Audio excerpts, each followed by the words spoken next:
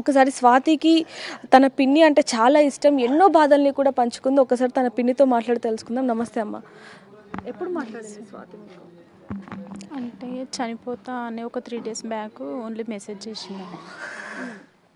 మన నార్మల్గా అడిగింది, బాగున్నారా పిన్ని, తిన్నారా, తమ్ముళ్ళు బాగున్నారా, వచ్చారా అని అది అడిగింది.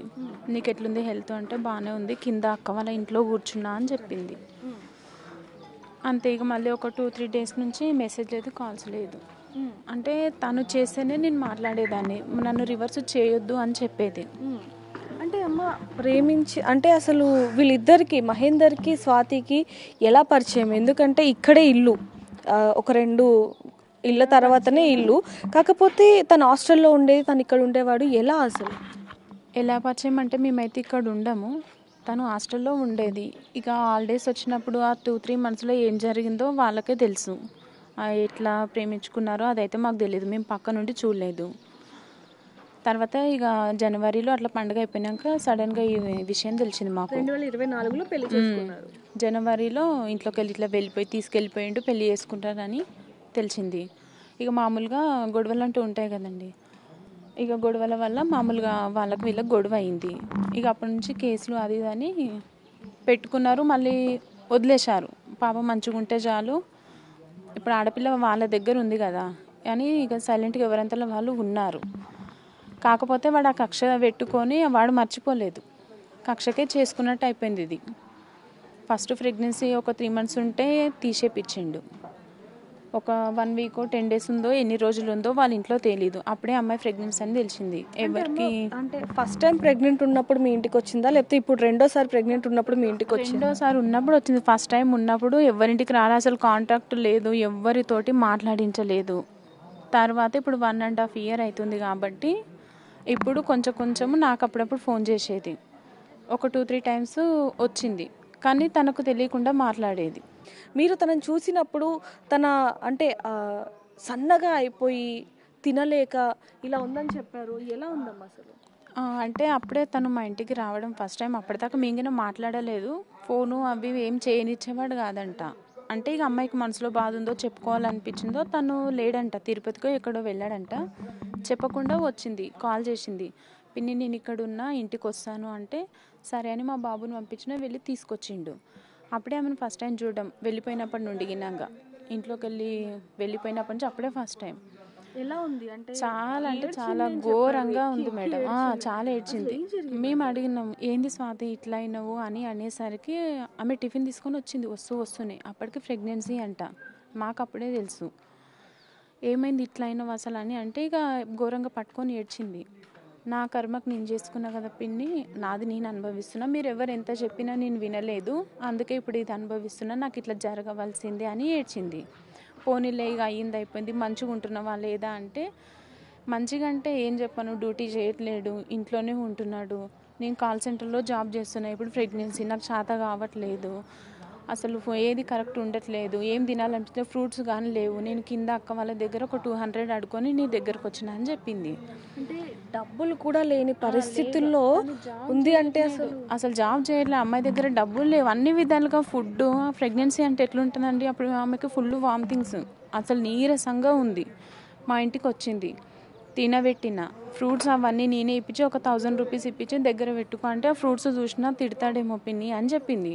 అన్నిటికి ఇట్లా తిట్టుకుంటా కొట్టుకుంటా ఉంటే నీ ఆరోగ్యం పాడైపోతాయి. తన బాధ ఏంటి అంటే, పెళ్ళైన కొన్ని సంవత్సరాలకి కడుపు వచ్చిందనా, లేకపోతే తను పెళ్లి చేసుకున్న తర్వాత ఉద్యోగం లేదనా, డబ్బులు లేదనా, కట్నం ఇవ్వలేదనా, ఏంటి అసలు తన? అది ఏది అట్లా బయట పెట్టలేడు, కాకపోతే లోపల సైకోతనం అయితే మెల్లమెల్లగా స్టార్ట్ చేసి చూపించింది మేడం.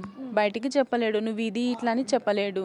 అమ్మాయి అంతలో అమ్మాయి పారిపోవాలని చూసిండు, కొట్టడము, చిన్న గొడవలు చేయడము. ఒకసారి గిన్నాక నువ్వు చనిపో, నువ్వు చనిపోయినాక నేను చనిపోతా, అట్లా ఇట్లా అని టార్చర్ చేసిండంట. అట్లా ఇట్లా చనిపోతా ఇద్దరం చనిపోదాం అట్లా ఇట్లా అని అమ్మాయి అన్నదంట. సరే అని వదిలేసిండంట నార్మల్గా. అట్లా రీసెంట్గా చిన్న జరిగినాయి. ఒకసారి కొట్టిండంట, కిరోసిన్ పోసుకుందంట, ఆ విషయం మాకు తెలియదు, తర్వాత తెలిసింది. ఇక రీసెంట్గా ఒకసారి వచ్చినప్పుడు అయితే కొట్టి మెట్రో కింద వదిలేసిపోయిండు. ఆ రోజు మా ఇంటికే వచ్చింది, గొంతు పట్టి పిసికిండంట, నోట్లో నుంచి బ్లడ్ వచ్చింది, మెట్రో కింద వదిలేసిపోయిండు.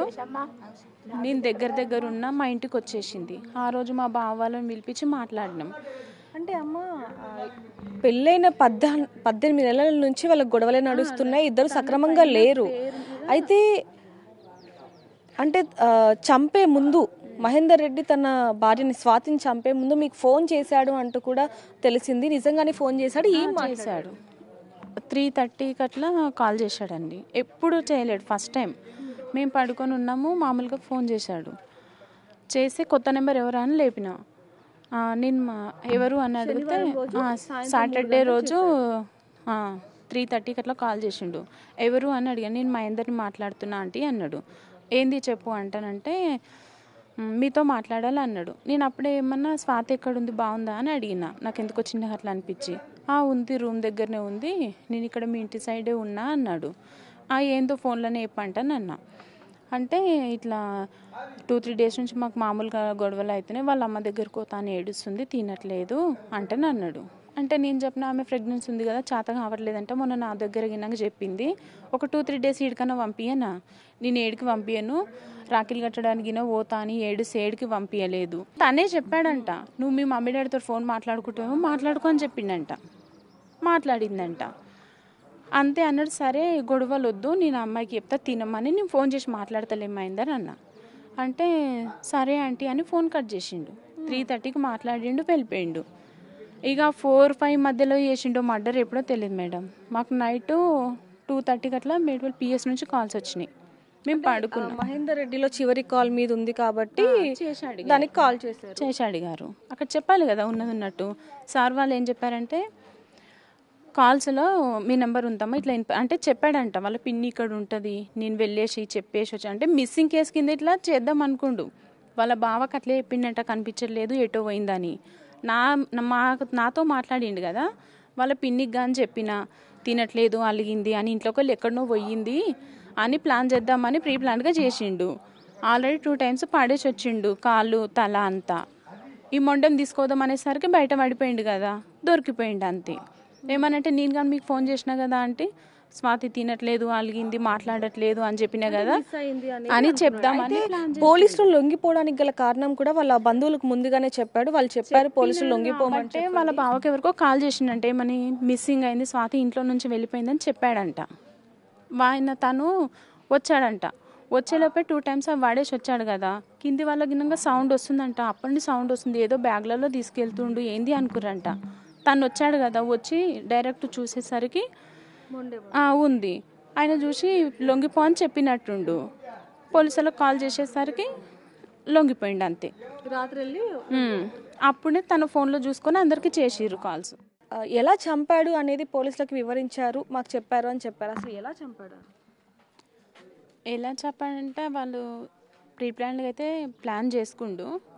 ఎందుకంటే నాకు ఆ రోజు అమ్మాయిని చంపేసే రోజు 3:30కి అట్లా నాకు ఫస్ట్ కాల్ చేసిండు. ఇప్పటి వరకు ఎప్పుడు చేయలేదు. తన దగ్గర నెంబరే లేదు.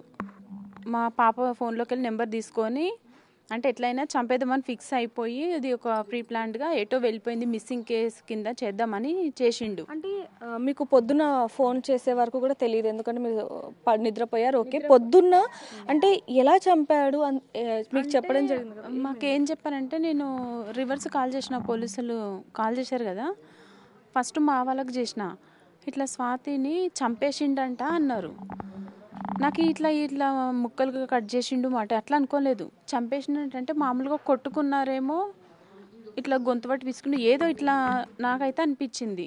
తర్వాత మేము పిఎస్ కాడికి వెళ్ళిన తర్వాత ఇట్లా కోసేసిండు ఎక్కడిదక్కడ అని మేడిపల్లి పిఎస్కి వెళ్ళిన దాకా అయితే మాకు తెలీదు. చంపేసిండంట మహేందర్ స్వాతిని అనేసరికి అసలు నాకేం అర్థం కాలేదు. నిన్న 3:30కి నాతో మాట్లాడిండు. అట్లంటే నా దగ్గర పంపి 2 డేస్ ఉంటుందని నేను కానీ అడిగిన. అది లేదు ఇది లేదు, కానీ సైలెంట్గా నైట్ చేసేసిండు. నైట్ అంటే ఇక నైట్ కాదు, ఇంత దారుణంగా చంపేంత కసి ఏముంది అసలు అతనికి? అంటే మామూలుగా ప్రేమించి పెళ్లి చేసుకున్నాడు, కడుపుతో ఉంది, గర్భిణి, తన కడుపులో పెరుగుతున్న బిడ్డకి తండ్రి అని తెలిసి కూడా అంత కిరాతకంగా చంపాడు.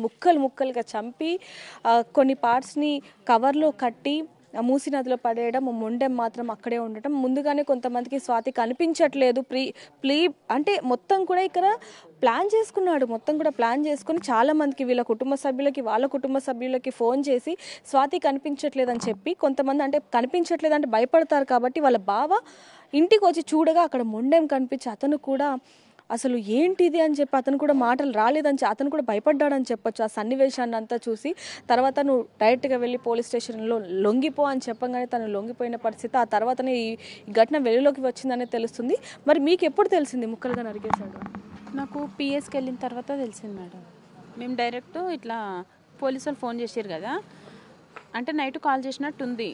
తను చెప్పాడంట నాకు, తర్వాత సార్ మాట్లాడాడు.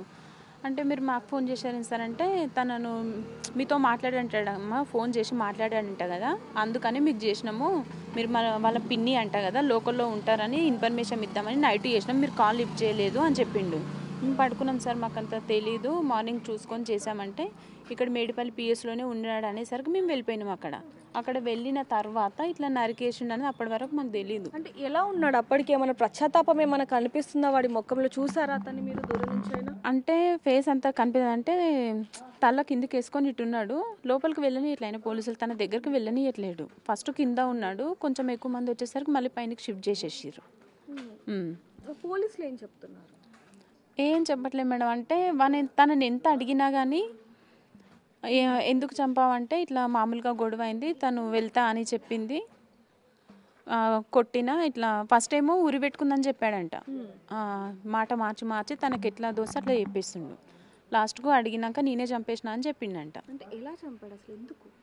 మామూలుగా కొడితే అరుస్తాను అక్కడ చుట్టుపక్కల వాళ్ళకి వినిపిస్తుంది కదా, సౌండ్ లేకుండా గొంతు బట్టి నులిమి చంపినట్టుండు. తర్వాత అది ఎప్పుడో తెచ్చి పెట్టుకుని వాడు కోయడానికి. అంటే ఎప్పటినో ఒక 2-3 డేస్ నుంచి గొడవ అవుతున్నప్పటి నుంచే ఎప్పటికైనా చంపేద్దాం, ఇప్పుడే కాదు వాడు చేసుకున్నప్పటి నుండి ఉంది కాబట్టి ఫస్ట్ ప్రెగ్నెన్సీ తీసేసిండు. అంటే కేవలం తనని వాడుకోవాలి, శారీరకంగా వదిలేయాలి అనే కాడికే. తర్వాత ఒకసారి వీళ్ళ మీద కక్ష కట్టినట్టుగానే ఉండు. వాళ్ళ సిస్టర్ దగ్గరికి వాడిని వెళ్ళి హాస్టల్ దగ్గరికి వెళ్ళి, వీళ్ళు బాగానే ఉన్నారు భార్య భర్తలు, పెళ్లి దగ్గరికి వెళ్ళినాక పిచ్చి లేచింది, హాస్పిటల్లో ఉంది, నిన్ను రమ్మని చెప్పింది, దాని పోయిండంట. హాస్టల్ కాడికి వెళ్ళిండంట. ఆ అమ్మాయి నమ్మి వచ్చేద్దామని బయటికి వెళ్ళిందంట. మళ్ళీ వాళ్ళ ఫ్రెండ్ ఒక అమ్మాయి చెప్పిందంట, కారు తీసుకొని వచ్చిండు నువ్వు వెళ్ళకు అని చెప్పిందంట. తర్వాత నేను రాను అట్లా అని పిల్ల వెనక్కి వెళ్ళిపోయిందంట. తర్వాత ఈవినింగ్ మళ్ళీ మెసేజ్ పెట్టాడంట, నేను ఇట్లా వచ్చినా అని చెప్పి మీ అక్కకు చెప్పకన్నాడంట. కానీ ఈ అమ్మాయి చెప్పిందంట, అక్క ఇట్లా వచ్చిండు బావాడికి, ఇట్లా నన్ను రమ్మని అన్నాడు, నీకు పిచ్చి లేచిందని చెప్పిండంటే అమ్మాయి గొడవ పెట్టుకుందంట, నువ్వు మా చెల్లె దగ్గరికి ఎందుకు వెళ్ళినావు, నాకేమైంది ఇట్లా అని. అట్లాగినాక అప్పటి నుంచే వాడి మైండ్లో మొత్తము సైకో లాగానే ఉంది, ఎప్పటికైనా చంపేయాలి కక్ష అనేది మాత్రం. ఇప్పుడు వీళ్ళకినాక డేంజర్. శిక్ష వేయాలి అంటారు వాళ్ళకి? చెప్పండి. ఎన్కౌంటర్ అయినా లేదంటే ఉరి శిక్ష, ఈ రెండిట్లో ఏ శిక్ష వేసినా వేస్టే మేడం. ఈ రెండు అయితేనే వాళ్ళకి న్యాయం జరిగినట్టయితే ఆ పాప ఆత్మకు శాంతించినట్టు అవుతుంది, అంతకుమించి ఏం లేదు. ఇది గవర్నమెంట్ వాళ్ళే చేయాలి, మేము కోరుకునేది ఇది ఒకటి. పాపనైతే తిరిగి తెచ్చేయలేరు కదా, ఇంతకు మించిన శిక్ష వేరేది ఏది ఉంటుంది? లేదంటారా? నడి రోడ్డున వదిలేసి నరికి పియండి అయిపోద్ది.